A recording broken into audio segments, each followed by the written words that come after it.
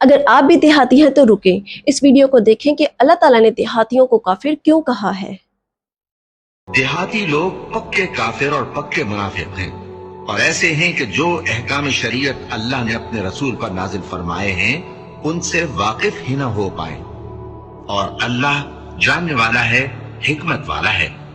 और बाज देहाती ऐसे हैं कि जो कुछ खर्च करते हैं उसे तावान समझते हैं और तुम्हारे हक में मुसीबतों के मुंतजिर हैं। उन्हीं पर बुरी मुसीबत वाक़ हो और अल्लाह सुनने वाला है, जानने वाला है। अब नीचे लोगों ने कमेंट क्या लिखे हैं वो भी पढ़ते हैं।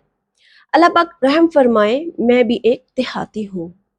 अब एक और शख्स क्या कहते हैं, देहात में तो मैं भी रहता हूँ, यहाँ मस्जिदें भी हैं, क्या अब मंदिर बना लें जब हमको काफिर ही तस्वुर किया जा रहा हो। ये आयत कब और किस लिए नाजिल हुई ये भी बता दें।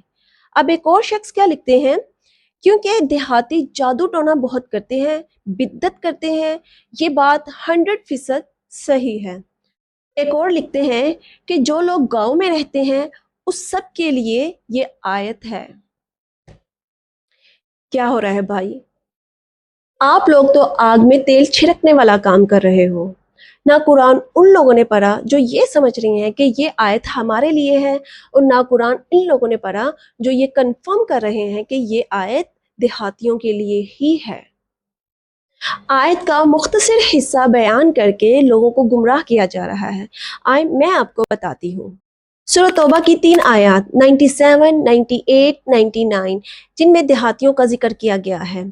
आयत नंबर 97 का मतलब है, अल्लाह ताला फरमाता है कि देहात में रहने वालों में बाज़ लोग, सब लोग नहीं, बाज़ लोग कुफ्र और मुनाफिक में ज़्यादा सख्त थे क्योंकि वो दीन की तालीम से दूर थे और अल्लाह ताला के नाजिल करदा अहकाम को कम जानते थे।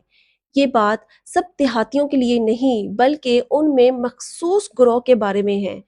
आयत नंबर 98, बाज देहाती ऐसे थे जो अल्लाह की राह में खर्च करना अपने लिए बोझ समझते थे। अब वो आयत जिसका लोग जिक्र ही नहीं करते, आयत नंबर 99। और कुछ देहाती ऐसे भी थे जो सच्चे ईमान वाले थे, वो अल्लाह और आखिरत पर ईमान रखते थे और अल्लाह की राह में खर्च करना अल्लाह की कुर्बत और रसूल सल्लल्लाहु अलैहि वसल्लम की दुआ हासिल करने का जरिया समझते थे। खुदा ना किसी भी आयत को आधा अधूरा पेश मत करे, वरना लोग गुमराही का शिकार हो सकते हैं। किसी भी आयत को आधा अधूरा पेश करना दुरुस्त नहीं। दीन का इल्म हासिल करना बहुत ज़रूरी है, वरना इंसान गुमराही में पड़ सकता है।